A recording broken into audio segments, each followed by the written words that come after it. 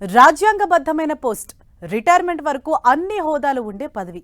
అలాంటి పోస్ట్లో కేర్ఫుల్ లేకపోతే పరిస్థితి ఎలా ఉంటుందో ఏపీలో పలువురు ఆఫీసర్స్ను చూస్తేనే అర్థమవుతోంది. వాళ్ల మీద వచ్చిన ఆరోపణలు, ఫేస్ చేస్తున్న కేసులు, కొనసాగుతున్న విచారణ ఆ బ్యూరోక్రాట్స్ను అభాసుపాలు చేస్తోంది. దీంతో ఎంతో ఆనందంగా సహచరుల భావోద్వేగాల మధ్య రిటైర్మెంట్ సెలబ్రేషన్స్ జరుపుకోవాల్సింది పోయి సాడ్ ఫీల్లో పదవి నుంచి తప్పుకునే పరిస్థితి ఫేస్ చేస్తున్నారు. ఇంతకు ఎవరో ఆఫీసర్లు, రిటైర్మెంట్ టైంలో వాళ్లకొచ్చిన ఇబ్బంది ఏంటి?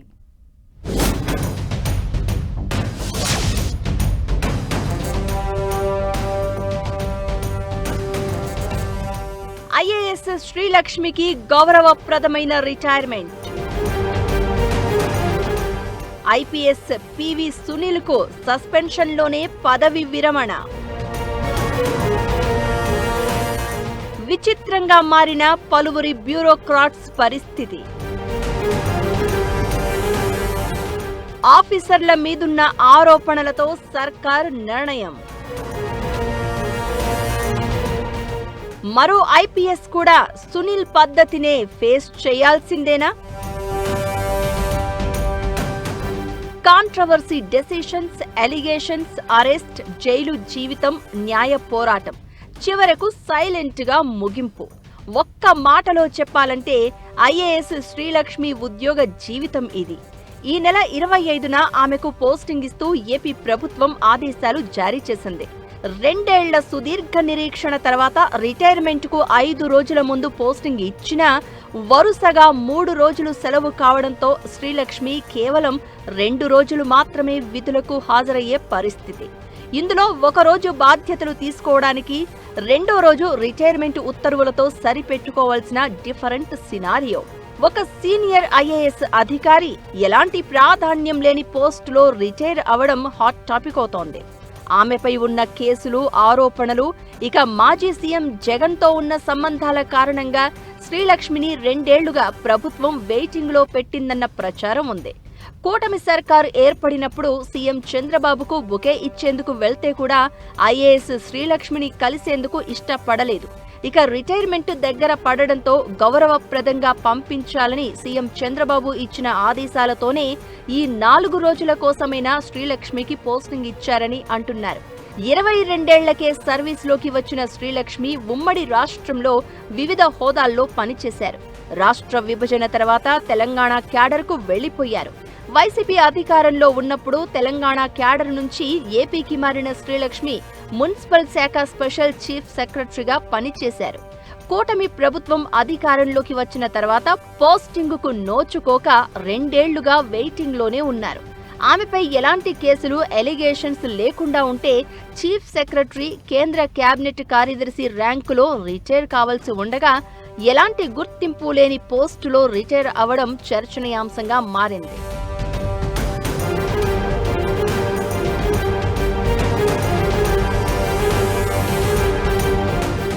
(1988) సర్వీస్లోకి వచ్చిన శ్రీలక్ష్మి దాదాపు 38 ఏళ్ల పాటు ఐఏఎస్ అధికారిణిగా వివిధ హోదాల్లో పనిచేశారు. ఉమ్మడి రాష్ట్రంలో గనుల శాఖ కార్యదర్శిగా పనిచేసిన సమయంలో ఓబుళాపురం మైనింగ్ స్కామ్లో ఇరుక్కుని కెరియర్లో ట్రబుల్స్ ఫేస్ చేశారు. ఓబుళాపురం మైనింగ్ స్కామ్ నిందితుల జాబితాలో శ్రీలక్ష్మిని సీబీఐ చేర్చడంతో 2011లో అరెస్ట్ అయ్యారు. ఆ తర్వాత ఈ కేసు విషయమై న్యాయ పోరాటం చేస్తూ పలుసార్లు జైలుకు వెళ్లడం, బెయిల్పై రావడంతో ఆమె కెరియర్ తీవ్ర ఇబ్బందుల్లో పడిపోయింది. ఈ వ్యవహారం వల్లే పెద్ద పోస్టింగులకు నోచుకోలేకపోయారామె.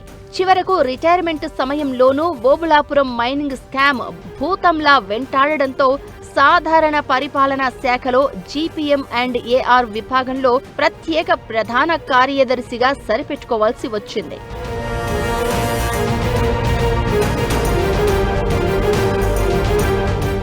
ఇక గత ప్రభుత్వంలో సిఐడి చీఫ్ గా పనిచేసిన పివి సునీల్ కుమార్ పరిస్థితి మరీ దారుణం.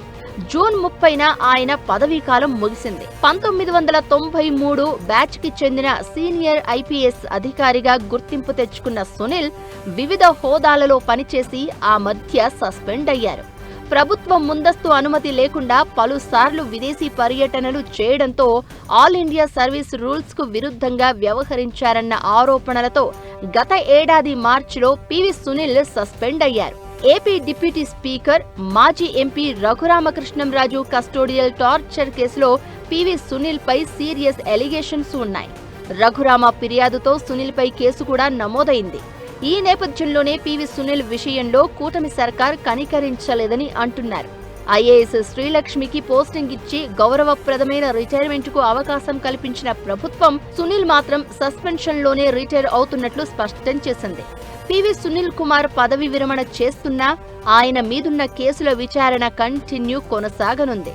మరో వివాదాస్పద ఐపీఎస్ అధికారి, ఇంటెలిజెన్స్ మాజీ చీఫ్ పి సీతారామాంజనేయులు పరిస్థితి కూడా ఇలాగే ఉండబోతోందట. నటి కాదంబరి జత్వానీ వేధింపుల కేసుతో పాటు పలు ఆరోపణలతో ఆయన కూడా ప్రస్తుతం సస్పెన్షన్ లోనే ఉన్నారు. ఆగస్టు నెలాఖరున సీతారామాంజనేయులు పదవీకాలం ముగియనుంది. సునీల్ కుమార్ తరహాలోనే సీతారామాంజనేయులు సస్పెన్షన్ లోనే రిటైర్ అయ్యే పరిస్థితులే ఉన్నాయట. ఇక గతంలో ఐపీఎస్ ఏబీవీ వెంకటేశ్వరరావు కూడా ఐఏఎస్ శ్రీలక్ష్మిలాగే రిటైర్ అయ్యారు. తనను అన్యాయంగా సస్పెండ్ చేశారని 5 ఏళ్ల పాటు పోరాడి రిటైర్మెంట్ రోజు పోస్టింగ్ తెచ్చుకుని అదే రోజు పదవి విరమణ పొందారు. ఇలా లేటెస్ట్ గా ఓ ఐఏఎస్, 2 ఐపీఎస్లకు ఎదురైన విచిత్ర పరిస్థితి అధికారిక వర్గాల్లో చర్చనీయాంశంగా మారింది.